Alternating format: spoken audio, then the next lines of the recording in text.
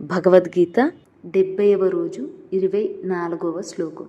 అచ్చేద్యో ఆయ మదాహ్యో ఆయం అక్లేద్యో ఆ శోష్య ఏవచ నిత్యః స్వర్గతః స్థాణుః అచలో ఆయం సనాతనః. అచ్ఛేద్యః అయం అదాహ్యః అయం అశోష్యః ఏవ చ నిత్యః సర్వగతః స్థాణుః అచలః అయం సనాతనః.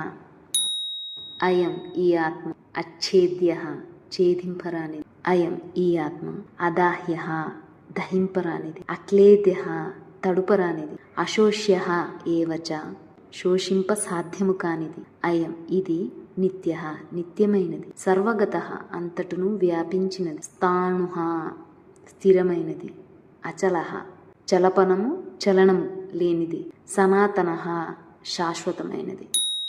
ఈ ఆత్మ ఛేదించరానిది, దహింపరానిది, తడుపుటకును శోషింపజేయుటకును సాధ్యము కానిది. ఆత్మ నిత్యమైనది, సర్వవ్యాప్తి చెందినది, చలింపనిది, స్థిరమైనది, సనాతనమైనది.